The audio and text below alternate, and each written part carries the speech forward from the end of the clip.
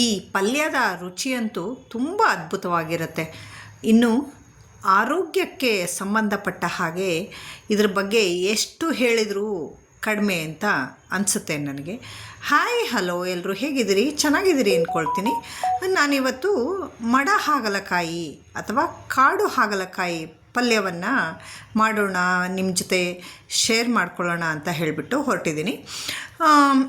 ಯಾರಿಗೆಲ್ಲ ಈ ರೆಸಿಪಿ ಗೊತ್ತು ಕಮೆಂಟ್ ಸೆಕ್ಷನಲ್ಲಿ ಕಮೆಂಟ್ ಮಾಡಿ ತಿಳಿಸಿ. ಈ ಪಲ್ಯ ವೆಯ್ಟ್ ಲಾಸ್ ಮಾಡ್ಕೊಳ್ಳೋರು ಹಾಗೆ ತಿನ್ನೋದ್ರಿಂದ ವೆಯ್ಟ್ ತುಂಬ ಚೆನ್ನಾಗಿ ಕಡಿಮೆ ಆಗುತ್ತೆ.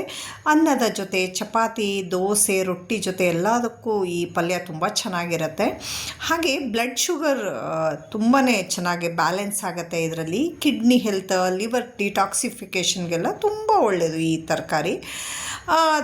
ನಾನು ಈ ಮಡ ಹಾಗಲಕಾಯಿಗಳನ್ನು ತೊಳೆದ್ಬಿಟ್ಟು ಉದ್ದವಾಗಿ ಕಟ್ ಮಾಡಿ ಅದನ್ನು ಒಂದು ಬಾಣಲೆಗೆ ಎಣ್ಣೆ ಹಾಕಿಬಿಟ್ಟು ಹುರ್ಕೊಳ್ತಾ ಇದ್ದೀನಿ. ಬೇಗ ಹುರ್ಕೊಳ್ಳುತ್ತೆ, ಇದೇನು ತುಂಬ ಹೊತ್ತೇನು ತೊಗೊಳ್ಳೋದಿಲ್ಲ. ಆದ್ರೂ ಸ್ವಲ್ಪ ಉಪ್ಪು ಸೇರಿಸ್ಬಿಟ್ಟು ಹುರಿಯೋದ್ರಿಂದ ಬೇಗ ಬೆಂದ್ಕೊಳ್ಳುತ್ತೆ. ಮಧ್ಯ ಮಧ್ಯದಲ್ಲಿ ಹೀಗೆ ಒಂದು ಮಿಕ್ಸ್ ಕೊಟ್ಕೊಂಡು ಲಿಡ್ ಕ್ಲೋಸ್ ಮಾಡಿ ಬೇಯಿಸೋದ್ರಿಂದ ತುಂಬ ಸಾಫ್ಟಾಗಿ ಬೇಯುತ್ತೆ. ಹಾಗೆ ಪಕ್ಕದಲ್ಲಿ ತವಾದಲ್ಲಿ ನಾನು ಎಳ್ಳು 1 ಟೇಬಲ್ ಚಮಚ, ಹಾಗೆ ಅರ್ಧ ಟೇಬಲ್ ಚಮಚದಷ್ಟು ಹುರಿಗಡಲೆ ಸೇರಿಸ್ಕೊಂಡ್ಬಿಟ್ಟು ಹುರ್ಕೊಳ್ತಾ ಇದ್ದೀನಿ. ಲೋ ಫ್ಲೇಮಲ್ಲಿ ಒಳ್ಳೆ ಪರಿಮಳ ಬರೋವರೆಗೂ ಹುರ್ಕೋಬೇಕು. ನಂತರ ತಣ್ಣಗಾಗೋದಕ್ಕೆ ಬಿಟ್ಟು ಮಿಕ್ಸಿನಲ್ಲಿ ತರಿಯಾಗಿ ಪುಡಿ ಮಾಡ್ಕೊಳ್ತಾ ಇದ್ದೀನಿ. ಇಷ್ಟರಲ್ಲಾಗಲೇ ಈ ಮಡ ಹಾಗಲಕಾಯಿ ಬೆಂದಿತ್ತು. ತೆಗೆದು ಒಂದು ಪ್ಲೇಟಿಗೆ ಇಟ್ಕೊಂಡ್ಬಿಟ್ಟು ಅದೇ ಬಾಣಲೆಗೆ ಸಾಸಿವೆ, ಜೀರಿಗೆ, ಜಜ್ಜಿ ಇಟ್ಕೊಂಡಂತಹ ಬೆಳ್ಳುಳ್ಳಿ ಮತ್ತು ತುಂಡು ಮಾಡಿದಂತಹ ಒಣಮೆಣಸಿನ್ಕಾಯಿ, ಸ್ವಲ್ಪ ಕರಿಬೇವು ಹಾಕ್ಕೊಂಡ್ಬಿಟ್ಟು ಒಗ್ಗರಣೆ ಮಾಡ್ಕೊಳ್ತಾ ಇದ್ದೀನಿ. ನಂತರ ಈ ಫ್ರೈ ಮಾಡಿರೋ ಮಡ ಹಾಗಲಕಾಯಿಗಳನ್ನು ಮತ್ತೆ ಅದರಲ್ಲಿ ಹಾಕ್ಕೊಂಡ್ಬಿಟ್ಟು ಮತ್ತೆ ಮಿಕ್ಸ್ ಮಾಡ್ಕೊಳ್ತಾ ಇದ್ದೀನಿ ನಾನು.